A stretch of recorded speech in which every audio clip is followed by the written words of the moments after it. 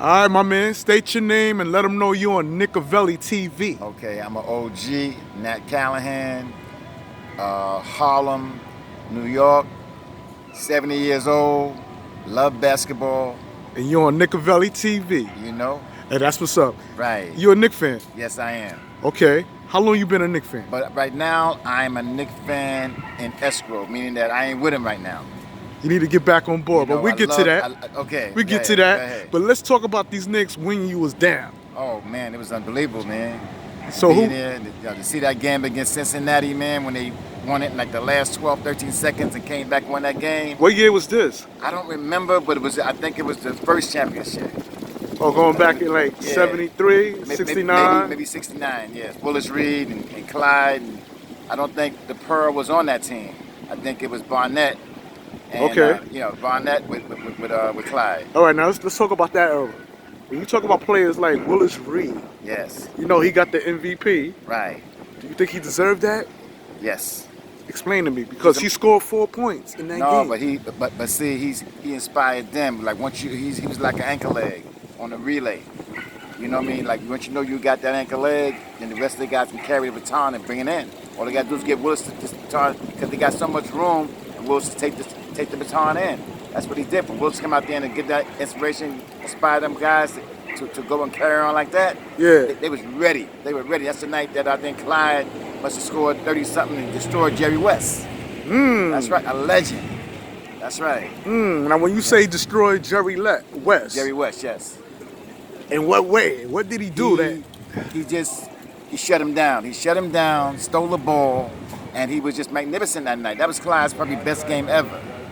Wow. And if I'm recalling that game, when Willis Reed came out there and in the playoff game, and he inspired them, and then they playing against the Lakers, against Jerry West and Chamberlain. Right? And what Clyde did, Clyde inspired the whole team.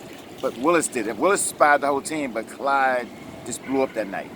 Wow. Clyde, with the help of all other guys, of DeBusschere and Bradley. Now, how was Bradley? And Tazzy Russell. People don't even mention that. No. I'm glad you mentioned that. That's the mystery man. Right. Cassius Russell. Right. Talk to me about him. Quiet, made no waves. Now, when you talk about Cassius Russell, right? Right. What player today remind you of his style of game? I can never compare him with Leonard because Leonard was an all-around ball player. Tazzy was just a great offensive player. But he was a great offensive player. I'm just getting back to Tazzy right now. Tazzy was a great offensive player, better than he got credit for, and just was quiet. But he was a short thing, jump shot shooter, an offensive, fundamental pro, very very strong. Now, would you compare him to somebody like, let's say Kyrie Irving?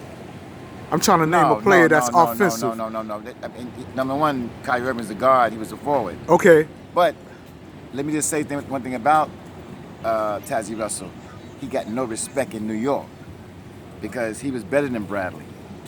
But Bradley was on that 5, and they wasn't going to make that. They wasn't going to break that 5 up. Tazzy was better than Bradley. Wow. They would have been even better than they were. Wow. Because Tazzy could contribute more points. He was probably the best offensive player on that team. Okay. So you would say the best guard that the Knicks ever had is, fill that in. You got to give it with Clyde Frazier. Clyde Frazier? Clyde Frazier, Earl Monroe.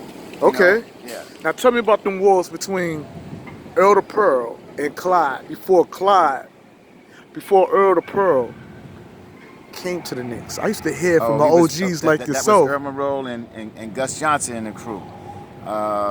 It was rough, man. Yeah? It was some rough wars. I mean, number one, let's say, it wasn't that many teams. It was physical play. That means you can put your hand on each other. And Earl that's why they call him Earl the Pearl. He was like magic. Wow. He was not like Magic Johnson. He was just like magic. You couldn't check him. Wow. So Clyde did real well, but Earl definitely won them games as far as points scored because he was nasty. Earl Monroe was a great ball player and could shoot with anybody. Wow. High percentage shooter. High percentage shooter, huh? Because I used to hear from OGs like yourself that Clyde Frazier said that Earl the Pearl gave him nightmares before he played. Yeah, he was nasty. He gave everybody nightmares. And Earl never had a great body. you know, his body went early as far Right. as them knees and everything. But Earl, but he just like, Yeah. only one I can compare to him right now is, now that's when I compare Kyrie Irving. Same kind of moves, except a bigger man than Kyrie Irving. Okay. You know? Okay. But he was the same type of player as Kyrie Irving, like that. All right. You know, like just elusive, so elusive. Yeah. All right, now let's talk about some other players that was on the Knicks back. You had Dave DeBusschere. Dave DeBusschere. How was he as a player? Jerry Lucas. How was Dave DeBusschere, as they would say now in these days, he was a beast. He was a beast. Great jump shot, great three-point shot, a fierce rebounder, great team player, great defender. Dave DeBusschere would be good right now. You think so? Yeah, he would give brothers hell. As far as what? On the defensive end? Both ends. Wow. He's a complete player. Wow. That Knicks team was for that maybe that 5-year period, was one of the best teams they ever was. Okay. Because Dave DeBusschere because they had it was a high IQ team. Oh, I see what you're saying. Very high IQ team. They didn't make mistakes. And they played it as a unit. And they played as a unit. That's what I said. That's what you call fundamentals. Like the way Shaq be calling Tim Duncan and Mr. Fundamental. Right. It would be calling the Knicks team the Mr. Fundamental team. Okay. Now, I would like to mention the man who kind of screwed the Knicks up, man. Phil Jackson. He was a coach. No, he wasn't a coach. No. He started off as a Knicks player. We're going to get into that. Mm-hmm. But I'm saying he was a coach for the Chicago Bulls, and that's Yes. where he found his success at, the Lakers and the Bulls. Right. Then when he came to the Knicks, we was hoping that he would have became a coach for the Knicks, but he became a team president. But I want to ask you, how was he as a player on the Knicks? Did he have game? He was he had where he was at. He had 11, 12-man game. He was a scrappy guy. He would go get the fouls. He was he was just a mop-up player. He was a mop-up player. No, he was really not in the system. Some say you could compare his game to Bill Laimbeer. You agree with that? No. Totally different. Bill Laimbeer was in the system. He wasn't in no system. He was just a guy that come in, like I said, you put him in. He was just Playing off the bench. Off the bench, but he was like an end of the game kind of guy. But he was in the unit at the end. He give hard fouls. He wasn't scared of nobody, and he had a high IQ. He didn't make no mistakes. He did what they called him in to do. Right. They called him in to make fouls, to check somebody hard. He checked him hard. He wasn't hit no key jump shot kind of guy or no special layup. No, he could not play no one-on-one ball. He had to play team ball. Wow. It's his game. He's just grateful to be in the NBA. Okay. Now moving right on up. Yeah. Talk about this man at New York would have been rooting for to get a championship. Never happened. Mr. Patrick Ewing. How you feel about Patrick Ewing and what you think was missing? People ain't gonna want to hear it. We want to hear the truth, man. Okay. Patrick Ewing, phenomenal offensive player. Okay. Any era, any time in the world, Patrick Ewing would have been a great offensive player. But when you put him, he played at a time with Elijah Wan, Baby Shaq, David Robinson. They were all destroyed him because he didn't play a complete game. So he might even go down with the stats that he had some rebounds that he had, but he wasn't that's why he didn't get no championship, because Patrick couldn't play with the big boys when it's time to play. That's my opinion. Okay. Now some OGs like yourself would say that Patrick Ewing, with the stature he had concerning his size, that he should have been in the paint more often. Yeah, he should have been in there. He should have been like he was in college. In college, he was nasty in the paint. Then when they get in the pros, he didn't want to be in there with Wes Unseld and the guys the real Bill Bridges. I don't know if he played at that time with Bill Bridges. That you might not know. Bill Bridges played for the Atlanta Hawks. He's a great ball player, but Patrick didn't get in the hoop. No, he didn't play the hoop. So you think he took too much jump shots? No, I'm not saying that either. I'm just saying that I'm talking about defensive end. Ain't about the offensive end. I can't say nothing about Patrick. Nasty. Oh, so you basically saying that Patrick Ewing was lousy on defense? I didn't say lousy. He just wasn't sufficient. He wasn't sufficient. He wasn't a threat. He wasn't like Elijah Wan. He wasn't like David Robinson and a few more. He didn't mix it up. He really didn't mix it up in that paint. Just that he got covered up because he had Oakley He had Mason, and he had McDaniel. He had some great ball players. Yeah, John playing- Starks. No, not talking about the big men, the protectors. Okay. He had some tough guys there that could have been in fighting for the world championship in boxing. He had some mean guys that could really. He had some real sluggers out there, especially when you have a guy like Charles Oakley when Charles Oakley's in shape. Let's talk about Oakley. But nothing to say about him. Just a mean beast.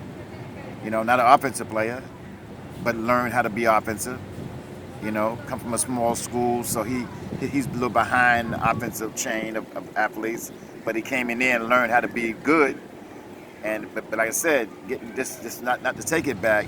That's what to finish to close out the chapter on Patrick Ewing. Great player offensively, defensively. He's like the kind of guy they save. People haven't really talked about how not lousy. He just didn't mix it up with the big boys. Okay, He got destroyed by Elijah on every given time they played. You think so? Every Yeah. time they played, it was a mismatch in Well, your I'm eyes? saying not every game. Patrick might have came up with 36 in the game, but that was offensively.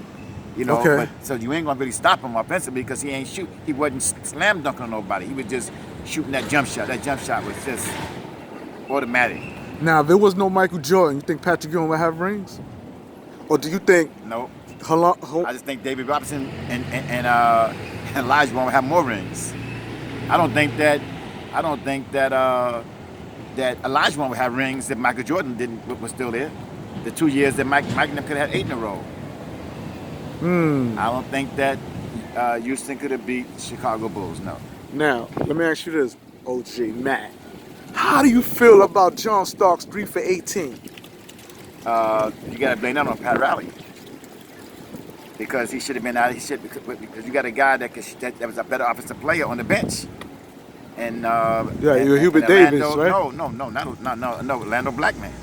I think I'm saying the right name. The guy from Brooklyn. Okay. Orlando Blackman, something like that. Okay. Yeah, he should have been out there. She at least took 7, 8 of them shots. Believe me, he would have banged 4. So therefore, that was Pat. Pat stayed with his guy. That was a great defensive player, and let the game. Supposed to take Houston out. They had it. Wow. No reason. I think the game was in New York. Wow. Now, I'm going to try to go and talk about Knicks coaches in the past. Try to name the ones that I can remember. You had Jeff Hornacek. We had Mike D. We had Mike Woodson. We had Pat Riley. And you can probably go further. Who would you say was the Knicks' greatest coach? So we got Mike Woodson. You got to give it to Red Holzman. I mean, you know, Red Holzman. I would have never brought that name up. Too young to remember. Yeah. I got to dig in the you archives. got to give But it to him. I mean, Red he was Holzman. quiet. He was quiet. Well, I mean, a lot of coaches got bad deals here. Like really, really bad deals here, especially in contemporary time. A lot of coaches got real bad deals. Like Mike Woodson got treated real bad. You know, like you got an inferior owner. The owner, if you want to go back to Knicks, we can stop all about the coaches and just talk about the owner. And that's why nobody wants, and that's why I told you I was a Knicks fan in Esquire. Right now, I'm just not doing that right now because the owner is so discombobulated that you can't go with the Knicks right now. That's why nobody wants to come here. New York City, the greatest city in the world, maybe Paris, but we're talking about America, and nobody want to come here. Why? So you blame Dolan for the all these reason? great clubs and shopping and restaurants and nobody and that's right. You blame Dolan for no Kyrie and no Kevin Durant? I blame Dolan for a bunch of guys. Maybe Michael James. Maybe James when James was his turn and all that. Yeah. Go ahead. You know, so I blame him for a whole lot. I blame him for the whole thing. Now- That's why, like I said, it's not about any personnel. Nobody wants to come here. Why does guys that want to come here when they get more money here? Nobody want to be around them. That's why the Nets done got now. I think everybody going across the bridge, and they're gonna pile up and probably gonna get a championship. I doubt that. Well, maybe And not. I'm biased, so I'm going to be honest Yeah, about maybe it. not, but they won't get one here. You can't because you're not gonna get top. Listen, I'm from the track world. And you need the horses to call it. The 4 runners to run a relay. You need 3 really good ones, and 1 can be mediocre. In basketball, you need more than that. nobody's coming here. See, New York. I mean, I commend New York fans because some people are diehard. They stay with it. I'm not that kind of way. I'm more. I'm basically. Just let me say, I'm pro-black. So I mean, I'm not the black athlete because we're slaves anyway. Rich slaves. They're slaves. Right. But rich slaves. Right. But they don't even want that slave money. They want to come here. Not without him. Damn.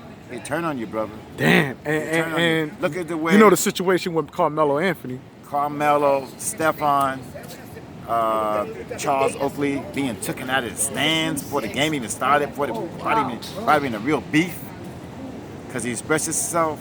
Come on, man. You can't. Charles Oakley, a legend like that in New York, that walk around New York and don't even need bodyguards because the love people have him here, and he's going to get taken out and they're going to circle him like that. Come on. Like, how can anybody get that?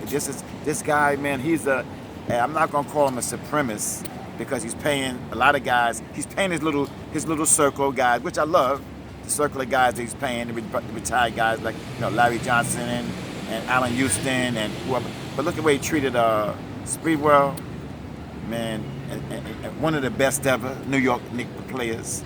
Right. And they always got New York has always did that. Owners where they did the same thing with Dwight Gooding and Darryl Strawberry. They love Dwight, and Darryl is the ex guy. Well, that's what he does for a lot of brothers. Okay, Mr. but Dolan. What if I tell you right now that the Knicks is on the clean house mission? We got a coach like Coach Fizdale. You familiar with him? Oh, he's phenomenal. He's from Miami. He's from the Pat Riley farm. The Pat Riley team. Yeah, I know. Yeah. So, and are you familiar with the guys we got today? With Kevin Knox, Alonzo Trier. I'm scared for him.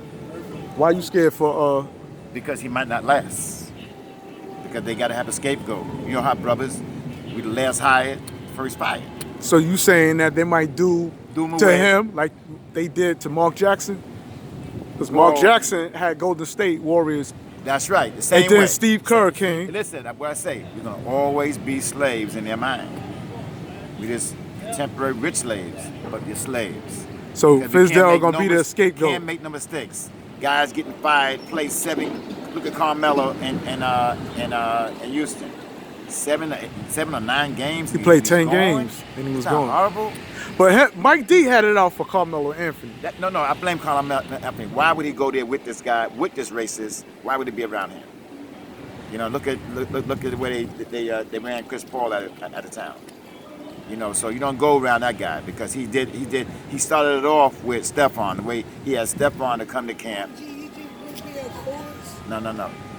He had Stephon to come to camp in the beginning of the season, knowing that he wasn't going to play him and he was going to dog him and disrespect him, and he did that. And Stephon basically got ran out of the league. Wow. Right. So yeah, the guy D'Antoni is the worst Knicks coach ever, and he's going to do the same thing. Houston's never going to win with him because of who he is. Wow. So you got the supremacists, man. So right in the NBA, you got the supremacists right now. So you saying that Fizdale is being used right now? No, I'm not saying it's being used. I'm saying that it's not about Fizdale being used. Fizdale is just maybe going to be a great coach somewhere one day, but it probably won't be here because, like I told you, young man, that I love the interview, nobody want to come here because the owner is that corroded. The owner is that, he's basically, he's almost like Donald Trump. He's a criminal, getting away with murder, and because he got money, he's exposed, but he's still there. Everybody and he's exposed, and guess what's the best way to expose him? Nobody wants to come here. New York City, and nobody wants to come here. Think about it. Well, Kevin Durant would have came here if them M's was right. No, it wasn't enough zeros on the contract. No, I don't think that. I mean, listen, he might have. I'm not saying he can't get anybody. I'm saying... Even though he did come out and said that Knicks was never his intended target. Right. Then why did you go to the front? James wouldn't come here. And look when they couldn't get... Like James never would even... James is probably one of the most best intellect in there because he's one of the speak up guys about his race. Talking about LeBron James. Yeah, he's one of the speak up guys about his race. He's one of the young guys that I can really appreciate. And he's like a Paul Robeson, he got integrity. Don't get me wrong, now he's a mercenary too now. His father's going to get his money, wherever he's going to go get his money, but he wasn't coming here. Wow. Mac OG. or OG Matt. You know about the upcoming players we got today, like Kevin Knox, Mitchell Robinson, Yeah. Lonzo Trier. How you feel about these players? Listen. The Knicks bench right now. Here's what I say about the young guys right now. Okay. I'm a Kentucky guy, so I love everybody to come out of Kentucky. Not thought Kevin Knox should have stayed another year because he would have went higher. I think he has a good. I don't know if he has. I don't know about Kevin Knox yet. It's too young to tell. But listen. Okay, I'm gonna show you. Give you a good example that people probably didn't see. And I'm an OG that I love basketball. Look at Kevin Knox. Okay. Right. All right. Look how from one year to the next, they brought him in as a first-round pick. Right. And look how they put him as secondary because of Barrett from Duke. And they put Kevin Knox like basically secondary. Kevin Knox knows that in his heart, that they kind of like not shipped him out, but put him like out the pasture a little bit because they brought in the new one. So you're saying that Kevin Knox taking a back seat to R.J. Barrett? Right. And it's so unfair because usually you don't develop until you're maybe your second or third, sometimes your fourth year in the NBA to really connect and really be a good guy, a stay player that stays in the NBA. Say what the NBA got a 5-year stay usually, and then the good ball players stay longer. Right. And then the great ball players stay longer. That's what people have not even brought up. That fast, 1 year, and he's looked down at a little bit. Even though he knows it too. He knows that they put him. It's like like he's the new guy and he's the new Mercedes on the block. And that one they got a dent in it. They put that in the side a little bit to get the new one out. That's all. It's so crazy. They don't know how to. Not on that. Fizdale, what you call him, coach again? Coach Fizz. Fizz got to straighten that out. Because you can't have him to come in because they both could be awesome. They both would be awesome because Kevin, they both should be really, really good. And they both probably like around the same age because I know that Knox came out a year early. Came out after his freshman year, which right. I didn't think he should. But, that's what I see about the Knicks. But I don't see the Knicks. I don't see the potential on the Knicks now. Wow. And that's why I feel sorry for him because they might not give him time to develop these kids. Because black guys, black men, like they say, like Charlemagne say, black men don't cheat, black men don't get a chance in major sports. We don't get a chance. They put us out after 9 games. You could have been a perennial all-star. You could have been a Hall of Famer. They put you out. We the last hired and the first to go. Damn. And last but not least, I'm gonna close it out with these 2 questions. It's gonna be about Frank Ntilikina. Who's this? Frank Ntilikina, the French kid. Who averaged 5 points per game. 2 years ago? Yeah, he still averaged it last season. Defensive guy? Yeah, talk to me. I think he's gone. I think because we got Dennis Smith Jr. now. I think no. Dennis Smith Jr. You had him last year early, and Dennis Smith Jr. is gonna be a star in the NBA. I hope it's in the Knicks. I hope it's with the Knicks. Yeah. He's one of them high. He's one of them look down the rim guys. Dennis Smith Jr. is phenomenal. Hope he get a chance. But I think if development go right, you got to start there.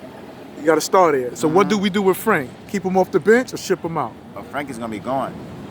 Frank's gonna be gone because Frank hasn't developed. He hasn't gotten any better. Who fault is that? Think it's Jeff Hornacek? That's his fault. But Jeff Hornacek was the coach. Why Jeff Hornacek? No. But it's your fault. You got to go.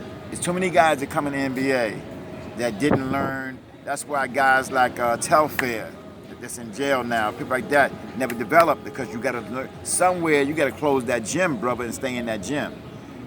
That boy didn't stay in the gym. You got to stay in that gym, learn your craft, learn the foul shot, learn the jump shot. He ain't got to even think on the defensive end. He's a natural. So therefore, what's the problem? Your offense. Okay. And he got to learn it. There's no aggressiveness in his game. But when you go to the postseason, right? Yeah. Don't you think that defense is very important? Yes, but guess what? But you got to get there. You got to get there. So that's my opinion. I'm saying is that he has not developed any since he got there. I mean, we've been you talking for a few minutes. His name just came up because I almost forgot who you were talking about. Glad you said Frenchman. Right. Because I haven't seen no development in his game as far as upward development in his game. All right, and this is the nail in the coffin. Chris Porzingis left the Knicks because he didn't get the $10 million extension contract. I don't even think he left there. I just think he wanted to get out of there because he could smell a rat. I just think that he wanted out. I don't even think it wasn't anything got to do with money. He smelled that kid's game was so sweet. If you could have built around him, they'd have been ready to go. They could have built around him, and they should have gave him the money the second week of his rookie year. Just locked him in. So what do you say when you got somebody like KP who's saying he's cool with the Knicks as long as he's the number one option? You don't think that's kind of selfish? That's real selfish. I don't even know why guys even talk about what. Listen, KP. KP. Oh, talking about Kevin. Chris Porzingis said that he was the. Oh, that's a kid. He's a kid. Who you thought was talking? Who? Oh no, I thought you were talking about Kevin Durant. No. So now we gotta retract. Okay. How do you feel once again that Chris Porzingis immaturely is no longer on the Knicks because he didn't get the $10 million extension contract? Would you say that's immature? He was immature. No. Here's or what do I you say. still say he smells a rat? No. I smell. If he said that out of his mouth. He did say that. Okay, then guess what? Here's what I'm saying about that. He should have got it because he's that good, and he would have been. The team would have been offensive. He's an offensive guy. That's an all-star offensive guy, and he should have got it. But anything he might have said out of his mouth to help himself get it is immature. He shouldn't have to say nothing. His game would have said it. That's why I thought you was talking about Kevin Durant. I was saying he ain't got to say about nothing, know where he go in life, because he's the. No, but I should take that back. Kevin Durant is a natural guy. So, only. But he's going downhill too, man. Kevin Durant is in his 30s now. No, he ain't going downhill nothing. He just had the accident and he can't get back. And then that could pick him downhill. But as far as up until he got hurt. He got torn Achilles, man. I know, but I'm saying, but up until he got hurt, he was probably the best offensive ball player the NBA has ever had. Okay. Offensive. How many games you think the Knicks gonna win this coming season? Oh, I don't even look at that. You know what? Let me just be honest with you, since we're talking. I don't even hardly watch. I watch everything on DVR afterwards because I care less about sitting in front of TV watching this league right now. I made a mistake last year and got that pass because I thought that James's Lakers was going to play more. I was going to watch a little more basketball. The biggest mistake I ever made. So many games come on, you don't really need no pass. Right. But as far as about the Knicks and what they're going to win, I don't even care. I don't even know. Because once the season starts, they can win. They can just like right now. The Jets are winning in preseason. Don't mean nothing because the main players don't even play in preseason. So if you kid through the grapevine that the Knicks is back, winning games, are you gonna tune in again, brother? I want to see the coach succeed. I don't know the players. I want to see the coach succeed. And so therefore, will I watch it? Everybody watches when something exciting happens. Right. And nothing exciting has happened here to make people watch. Look at the rising teams that like Milwaukee teams that have come up. They come up where they were 2-3 years ago. They were horrible. They put the guys together, but believe me, I bet the guys were staying in the gym. You got to stay in the gym. You got to put the work in. All right, my man. With that being said, I want to thank you for coming on Nickavelli too. You look good, man. I'm putting the work in the gym. 70 years old, man. I hear that. I'm retired, but I treat the workout as work. Can you run a full court, OG? I mean, I'm a track guy.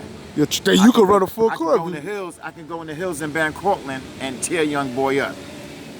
But by trade, I used to be a sprinter. Okay. Right. So now I don't sprint no more, but I can run. My stamina is mighty good. You need stamina out in New York City. Everybody know that for a lot of reasons. You need stamina. And that's what it is, man. Yeah. OG Mac on Nickavelli TV, man. My man. Yo, and we out. Peace. My man. That was nice.